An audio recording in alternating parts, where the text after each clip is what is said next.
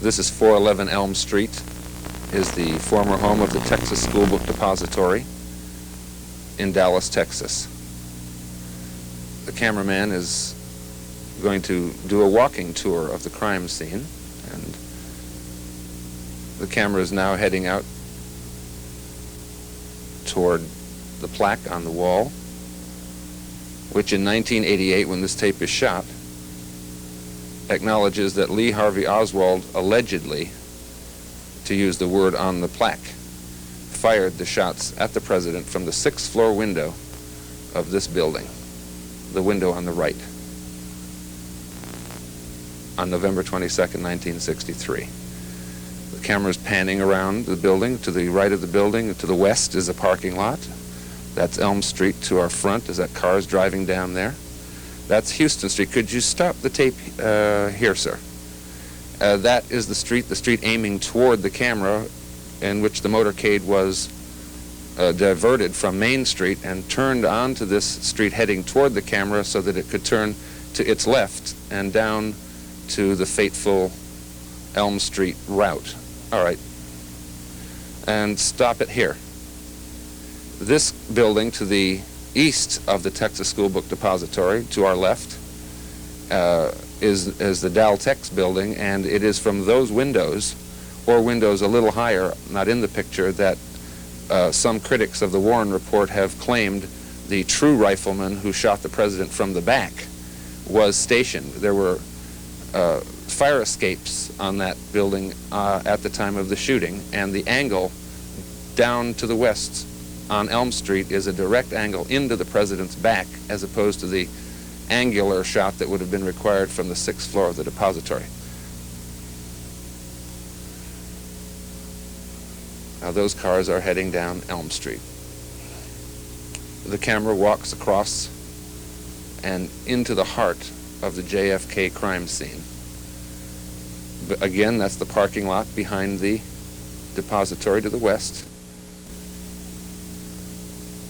Pan back over to Houston Street and pretend you could see the car turning to its left, the whole motorcade, slowed down to about 8 miles an hour or slower at this point. Right up here near the depository is where the first shots rang out. About 4 lines into the road down Elm Street. That is the pergola. It's a white structure there. That's the grassy knoll to your right. That's the underpass down at the bottom where the president was heading when he was shot. That is the area of the park within Dealey Plaza. There are several bystanders watching the motorcade. All these cars that are driving here on the day that this was shot in 1988 are driving over, of course, that same ground in which the drama took place in somewhat over 6 seconds when it occurred. Now on the curb, first of all, another view back to the depository so you can see where you're standing. And now the camera is searching for a place near the manhole cover. There's the manhole cover on the left, and there is a bullet fracture of the south curb of Elm Street near the manhole cover in the heart of the killing zone. The cameraman is going to walk over to it and examine it. And when he gets there, we'll freeze the frame, and the viewer is urged to take a very close look at the direction of the fracture. Again, here we pass the landmark of the manhole cover, and we go about 8 feet and stop, sir, right here. Yes, maybe a little further, just a little. And observe, all right, observe, I'd say bring it a little further, in fact. It comes over more to the left. All right, stop. Observe that the linear fracture, and maybe back it up a little so we can see it again and again. Right there, stop it there. That the linear fracture coming in from the viewer's upper right-hand corner to the left appears to be a linear bullet mark. In any case, it certainly is a linear fracture of that stone, and then the sort of blunted end, which is covered with some yellow here, and it's been there 25 years, indicates that after the bullet entered the pavement at that angle, that it ricocheted outward and upward and across Elm Street back to the north, where a ricochet was known to have struck the, or a direct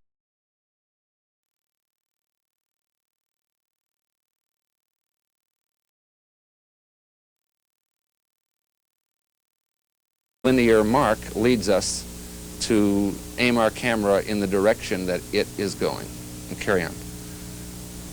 And again, we'll orient ourselves. In fact, this very spot where the camera is standing, it's showing you, it is the spot where the hair and other matter, bone matter, wound up on the ground after the shots were fired, right next to the manhole cover. Again, there's a 6th-floor window, and a shot from that window could not have possibly created a fracture in the pavement such as now. We are now looking down towards the grassy knoll in the corner, and we see that there is a gap there. There's a fence, if you can see it. The brown part there is a fence, and that goes about 100 feet to the right, as you'll see. That sign was there the day of the assassination, the same size sign that's there now. And you can see the fence and the trees. 25 years ago, those trees were only just peeking over the top of the fence. Now the cameraman is going to walk directly to get up and into the world so different behind the fence, above the trestle, and into the area of the railroad yards. That fence, as you see, is a wooden fence. It's been there 25 years. It was brand new and painted white the day of the assassination, and the fence went all the way to the corner. In other words, that gap that we see there wasn't there then. It went completely around. In 1978, the House Assassinations Committee stated that there was a 95% probability that a fatal shot, or a shot or more, was fired from behind the fence at the corner of the parking lot. As you will see, the corner of the parking lot is right nearby this very location, and there it is. There's the corner of the parking lot. And now the cameraman turns around to his left to show you the railroad yards, and now is walking straight along the trestle line to give you the vantage of the 16 railroad men and 1 policeman who were standing right about up in this area overlooking the motorcade as it traversed down Elm Street. All of them were in a position then to have seen a sniper who might have been standing aiming a rifle over the fence at the motorcade. And it would have been a very dangerous undertaking, and not a very well planned one, to have a sniper be shooting at the president from the front, simply unsteady on solid ground, aiming over the top of a fence, and then having to get away with the weapon after the shot was fired and not be seen by anybody. It was too much of an undertaking. Thus, where could the second sniper, the one who is purported to have hit the president in the right front side of the head, where could he have stationed himself and gotten away? What type of planning would have been required? It had to be somewhere behind the fence at the corner of the parking lot. He needs somewhere to hide. He'd need some way to escape. And right there in front of you, you see there was fence. The fence used to be there, but souvenir hunters have taken this gap away. And so the fence was fastened right to that piece of cement in the upper part of your screen, as it is all the way around for the 100 yards. But what's this?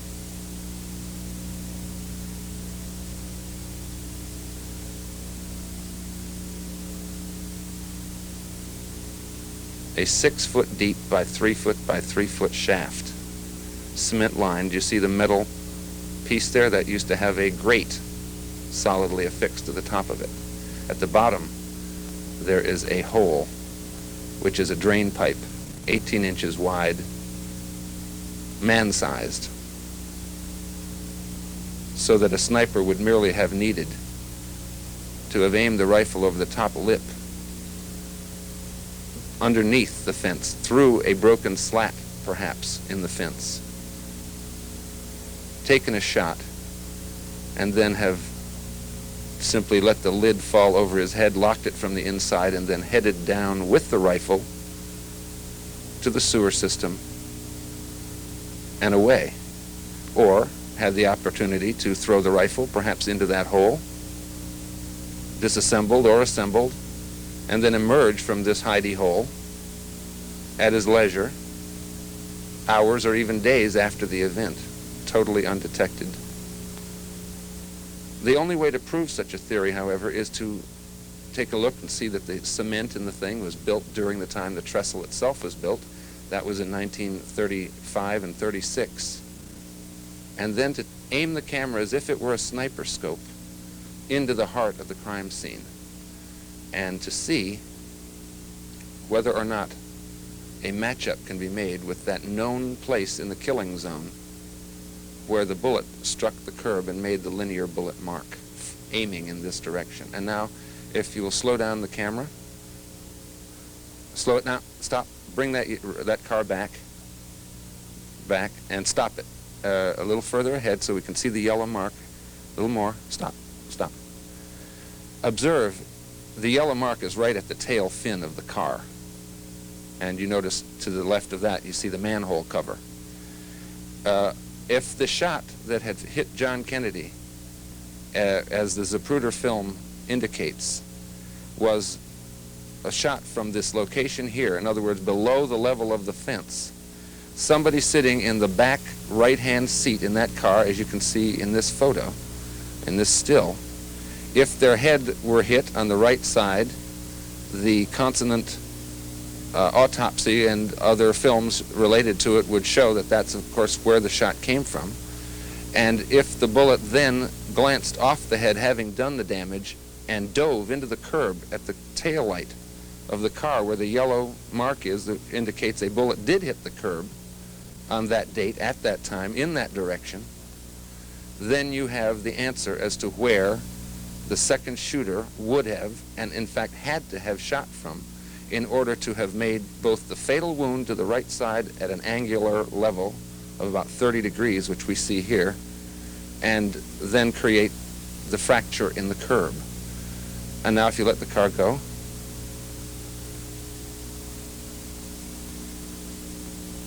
again, stop it here.